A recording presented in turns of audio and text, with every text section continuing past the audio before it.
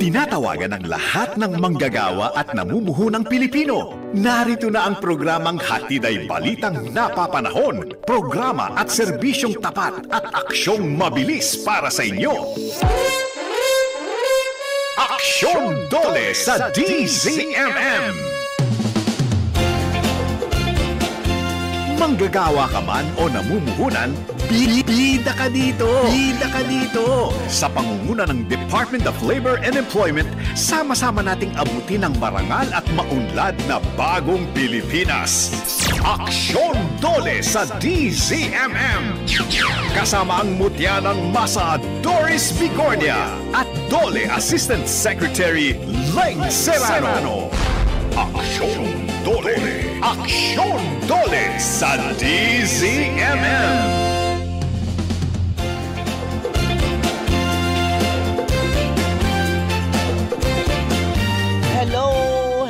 Hello sa ating lahat. Isang taimtim na araw ng mga santo, mga kapamilya at kaserbisyo. Nasa mga sementeryo na ba kayo? O napapunta pa lang para dalawin ang inyong mga mahal sa buhay? Ito ang programang para sa bawat Pilipino, maghahatid ng balita, aksyon at serbisyo sa inyo. Ako po si Doris Bigornia. Si Len Pineda. Magandang umaga, Ma'am Doris. Tama ka po dyan. Ngayon ay ginugunitaan natin yung ating mga kapamilya po na wala na po sa ating piling. At ako naman po, Len Pineda mula sa Department of Labor and Employment. Pansamantalang hahalili po kay ASEC Leng Serrano na maghahatid ng mabilis na serbisyo para sa maunlad na bagong Pilipinas. Ayun. Nakapunta ka na, ma'am, sa sementeryo? Mamaya pa po, Ma'am Doris. Ayun na nga natin. Ako doon na lang sa bahay kasi medyo marami akong comorbidities. Doon na lang ako sa bahay. Kaysa naman akong dalawin, kailangan ko na lang. At ito po, kayo po ang bida dito, no? Aksyon Dole sa DZMM. At tayo po ay napapakinggan sa DZMM Radio Patrol sa Istrenta, FMR Regional Stations at sa bayang napapanood nationwide sa DZMM Teleradio Cable Channel. Available din po kami sa free-to-air digital TV sa Channel 31. PRTV Prime Media, napapanood din tayo sa buong mundo lang naman sa pamamagitan ng The Filipino Channel o TFC at I Want TFC app. And maaari po kayong mag-comment sa ating live stream sa Facebook at aming YouTube pages ng Department of Labor and Employment, DZMM Radio sa Istrenta at DZMM Teleradio. Pwede din po kayong tumawag sa 8924-4101, local 5671-5672 at 5673 at magpadala po ng inyong mga mensahe sa DZMM Teleradio Viber 0919-278-3000. Babasahin po namin at sasagutin po namin ang inyong mga katanungan maya-maya po lamang. Ayan, oo. Huwag kayong mag-alala at maraming oras tayo dito ngayon. Kayo kung nasa sementeryo na kayo o nasa bahay pa rin, pwede pa rin naman kayo makinig at manood habang tayo ay naggugunita nga ng ating mga mahal sa buhay na namayapa na. Samantala, ito na nga po ang ating mga bali, trabaho. Mga isyu sa trabaho at negosyo, balita sa sahod, benepisyo at pag-unlad ng bawat Pilipino, hatid sa inyo ng Bali Trabaho! Bali Trabaho!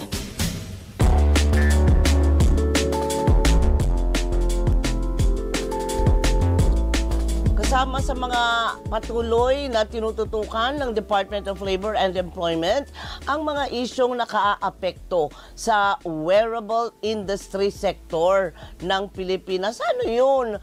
Wearable industry sector. Malalaman natin yan mamaya. Kasunod nga po ito ng pulong ni Labor Secretary Bienvenido Laguesma sa pamunuan ng Confederation of Wearable Exporters of the Philippines o CONWEP noong ika-21 ng Oktubre kung saan natalakay ang mga posibleng hakbang ng pamahalaan para sa mga proyektong kabuhayan ng mga manggagawa.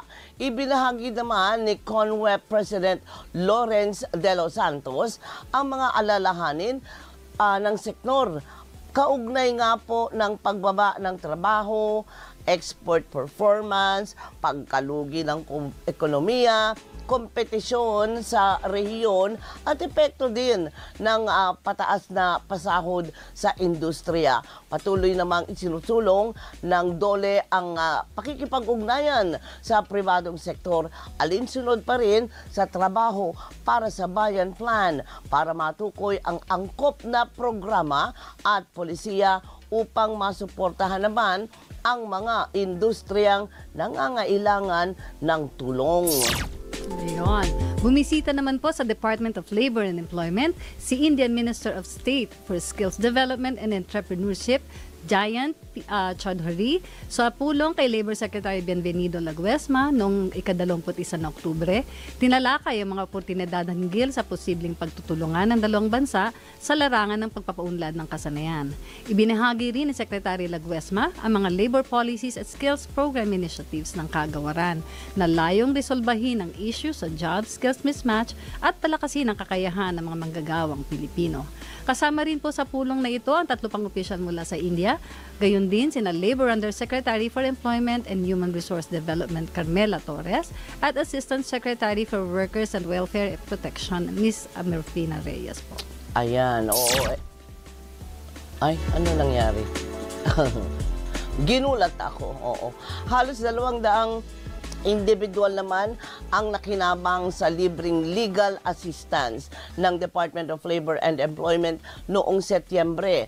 Kabilang sa natulungan ng DOLE, Public Assistance and Complaints Unit o PACU, PACU, ang 23 senior citizens at 16 na PWD na nagkaroon ng problemang legal na may kinalaman sa money claims na pagkakatanggal sa trabaho at issue tungkol sa benepisyo. Nabigyan din ng libreng legal assistance ang mga dumulog sa kagawaran dahil sa problema naman sa sahod, separation pay at mga kasong nakabinbin sa National Labor Relations Commission o NLRC. Tinitiyak naman ng DOLE na sa pamamagitan ng PACU, mabibigyan ng libre at mabilis na tugon ang mga manggagawa at mamumuhunan na may work-related legal problems. Okay. Sinulong naman ng Department of Labor and Employment ang patuloy na suporta sa pagpapaunlad ng sektor ng aquaculture sa Pilipinas. Sa National Industry Dialogue on Sustainable Aquaculture Supply Chains na inorganisa ng International Labor Organization noong ika-27 hanggang ika-28 na Oktubre, nagsama-sama ang mga manggagawa, employer at policy maker sa pagtukoy sa mga estratehiya at programa para matugunan ang mga hamon sa paggawa at mas mapatatag ang sektor ng aquaculture. Sa pagtitipon, sinabi ni Labor Secretary Bienvenido Laguesma na patuloy ang suporta ng DOLE sa mga programang makatutulong sa mga manggagawa at namumuhunan sa naturang sektor. Binigyang diin din ni Labor Undersecretary Benedicto Ernesto Bitonio Jr. ang modernisasyon sa sektor ng aquaculture kabilang na ang suporta sa infrastruktura, mataas na pamantayan sa paggawa at pagpapaunlad sa kasanayan ng mga manggagawa sa tulong na rin ng TESDA. Ibinase ang sesyon sa pag-aaral ng ILO, kaugnay ng pagnenegosyo at pag-empleyo naman na may kinalaman sa supply chain ng hipon at seaweed. Ayan. Ayan, yung mga balita na yan ay balitrabaho natin, ay babalikan natin mamaya at hihimayin natin. Marami akong tanong sa iyo, mami. Oo. Samantala, kuha muna tayo ng sitwasyon sa labas ng himpilan, bentahan ng pagkain, kandila at bulaklak.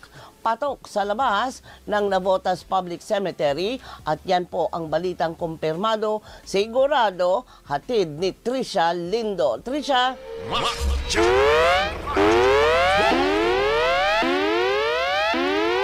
Good morning, Doris. Ngayong Todos Los Santos, buhay na buhay mga negosyo sa kaya ng Governor Pascual. Tapat mismo yan ng Navotas Public Cemetery. Samot-saring mga tindang madadaanan ng mga bibisita sa semeteryo gaya ng laruan, pagkain at matid-uhaw.